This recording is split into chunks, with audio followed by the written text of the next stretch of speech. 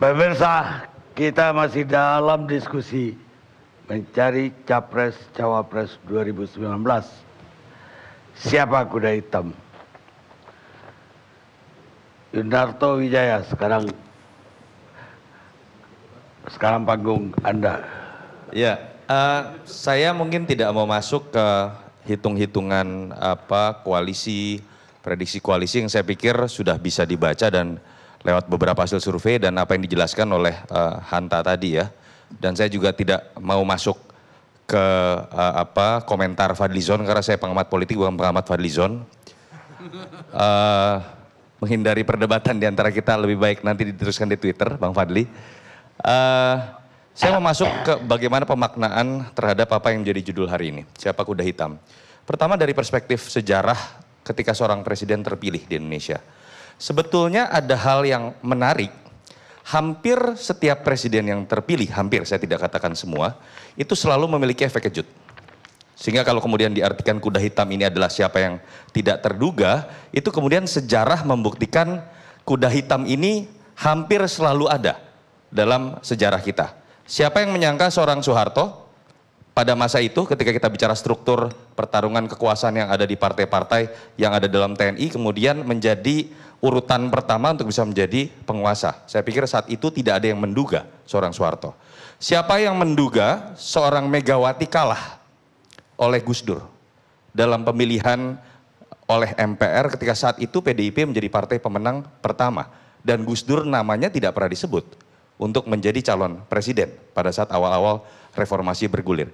Siapa yang menyangka juga momentum besar, saya ingat sekali 5 Maret 2004 ketika almarhum Taufik Kimas mengatakan SBY seperti Jenderal Taman Kanak-Kanak, kemudian langsung melambungkan nama seorang SBY yang awal-awal itu tidak pernah disebut sebagai capres, lebih banyak disebut sebagai cawapres.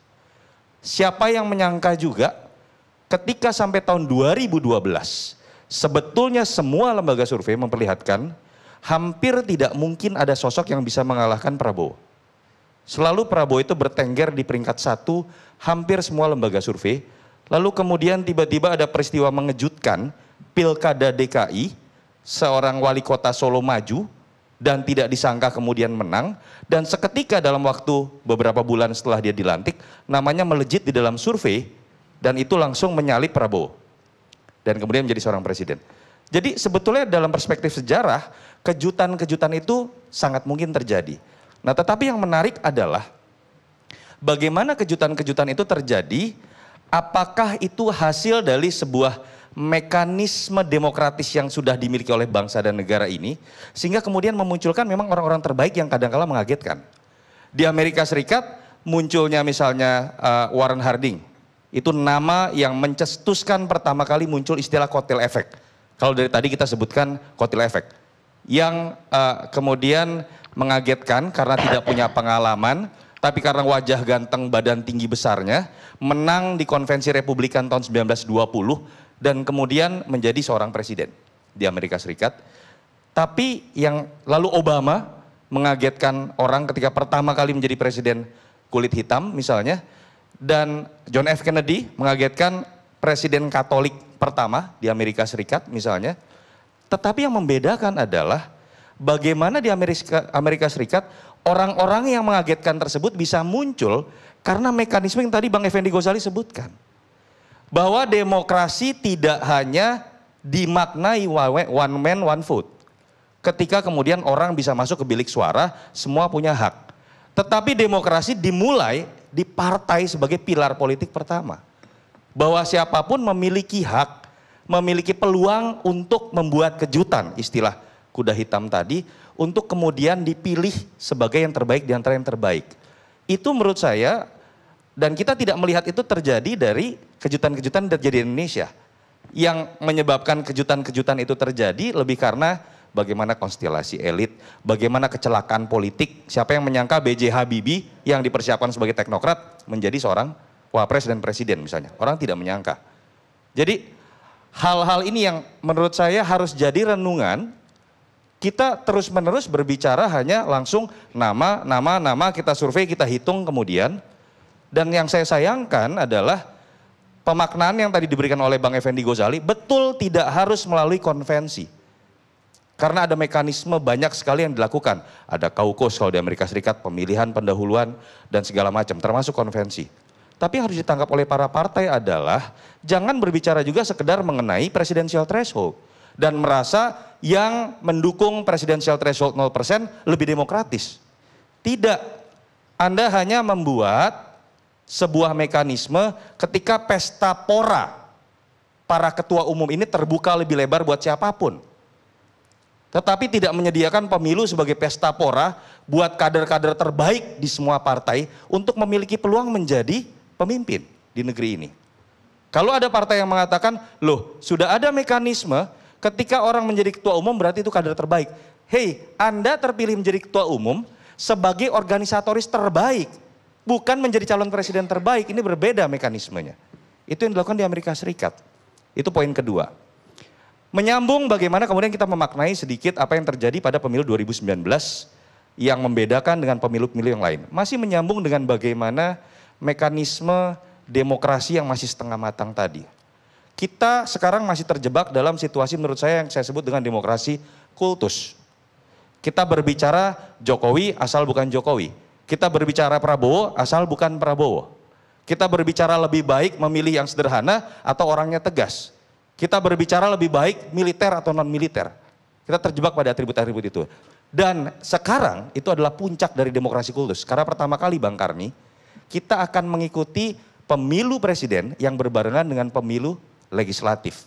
Artinya pertarungan betul-betul hanya akan menjurus kepada memilih calon atau tokoh yang terbaik. Kultus yang terbaik yang bisa memberikan kotil efek tadi kepada partai.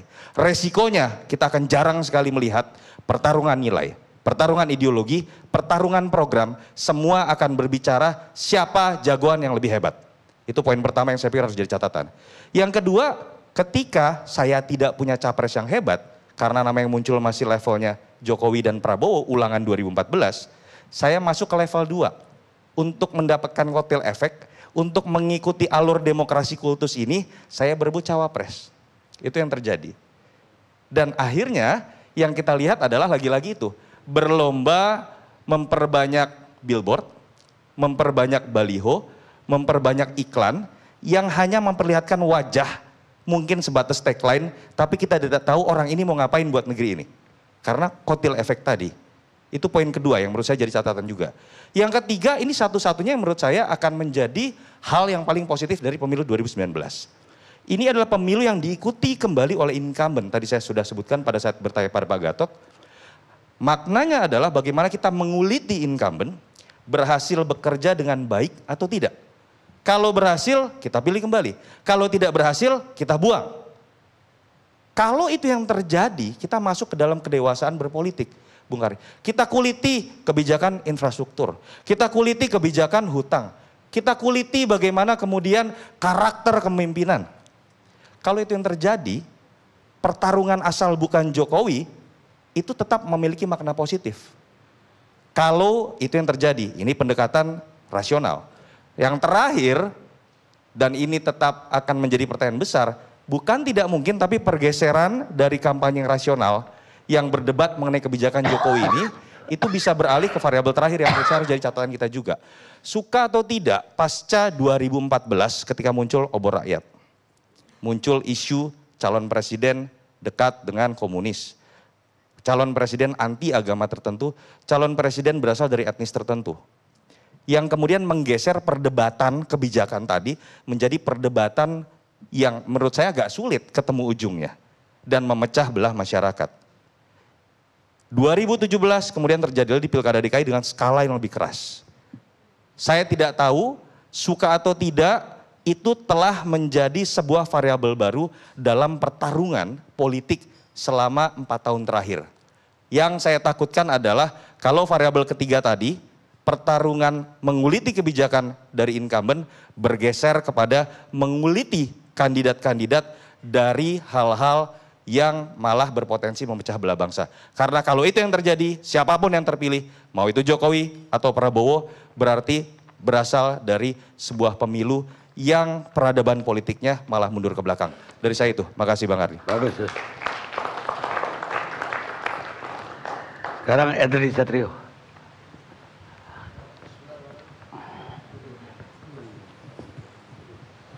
Cek. Bismillahirrahmanirrahim. Assalamualaikum warahmatullahi wabarakatuh.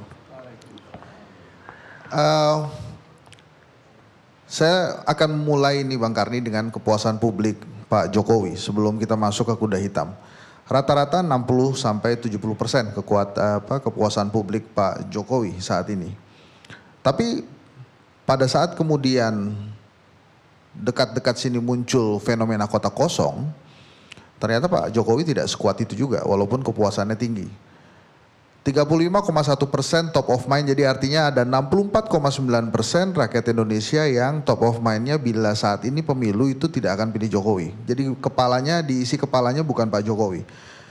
Even lawan kota kosong pun Pak Jokowi kalah. Jadi 48% Pak Jokowi, kota kosongnya 52%. Nah, dari berbagai hal itu ada satu pertanyaan yang menggelitik sebetulnya dari survei Kedai Kopi itu. Kita tanya apakah permasalahan ekonomi, permasalahan hukum, permasalahan toleransi, salah satu solusinya adalah memilih presiden baru. Nah ini selalu di atas 60% hasilnya, memilih presiden baru. Makanya begitu saya diundang ke acara ini dan judulnya adalah Siapa Kuda Hitam, menurut saya cocok. Dan kemudian saya nggak tahu sengaja atau tidak, ILC telah membuat sebuah flyer yang menurut saya sangat pas. Ditampilkan calon-calon kuda hitamnya.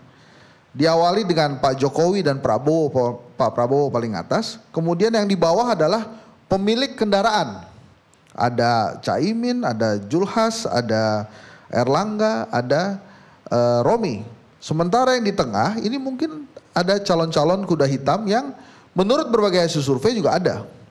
Ada AHY, ada Anies, Riza Ramli, TGB Zainul Majdi, ada Pak Gatot, dan satu lagi Bu Susi Pujiastuti.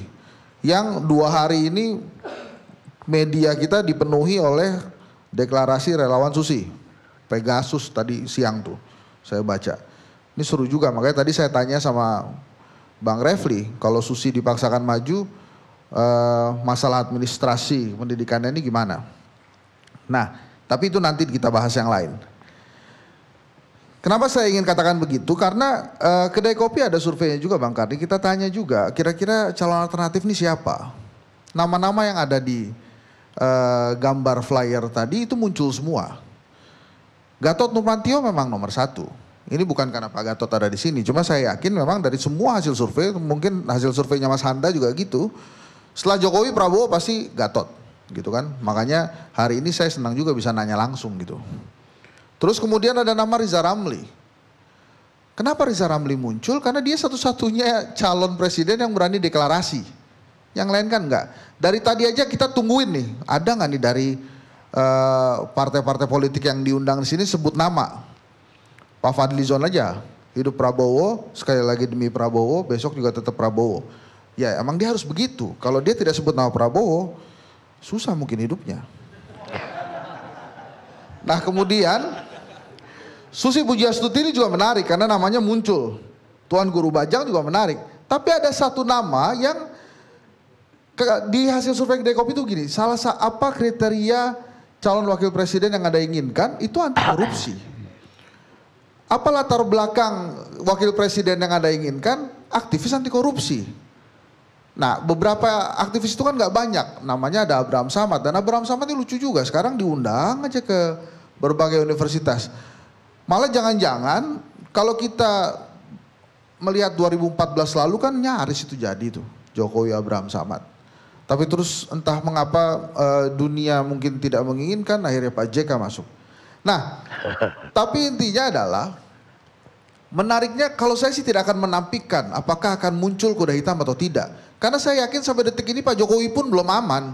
Dengan 35,1% misalnya, atau dengan 36% atau dengan 38% itu bisa saja terjadi macam-macam. Siapa calon wakil presiden Pak Jokowi? Belum tentu juga tidak didorong atau tidak dipaksakan dari PDIP. Walaupun saya mengerti Jokowi dari PDIP. Tapi kan pasti PDIP juga belajar dari Demokrat. Pada saat SBY selesai, elektabilitas Demokrat juga turun. Saya yakin juga pasti PDIP tidak ingin pada saat Jokowi selesai elektabilitasnya turun, maka dia akan coba memanfaatkan momentum di 2024. Nah, kesimpulan saya, kira-kira apakah akan muncul kuda hitam itu? Saya yakin ada, apapun lah namanya itu. Kalau kuda ini terlalu dekat dengan Prabowo sebetulnya, kuda hitam ini, walaupun ntar berkali-kali lagi, pokoknya Prabowo pasti maju ya bang. Oh kuda putih. Pokoknya katanya Prabowo pasti maju. Cuma kan Prabowo maju atau tidaknya, katanya Pak Fadli kan pasti maju. Tapi kan kalau kita lihat kuda hitam ada apa enggak, saya sih akan menempatkan semua nama yang hadir itu tidak ada yang aman. Termasuk Pak Jokowi, termasuk Pak Fadlizon. Apakah Pak Gatot aman dengan hadir di ILC? Belum tentu juga. Tapi apakah bisa jadi namanya ada? Bisa saja ada. Nah, makanya nanti saya yakin mudah-mudahan pada saat 10 Agustus nanti ini bisa jadi diorama nih acara hari ini, karena mungkin ada nama yang disebutkan di acara ILC hari ini. Terima kasih Bang Ardi. Assalamualaikum warahmatullahi wabarakatuh. Henry, benar. Tidak ada yang pasti dalam politik. Dalam politik, hujan dan panas paling cepat berganti. Kata Giulio Andreotti, Perdana Menteri Italia ke-41. Kita lihat sejenak.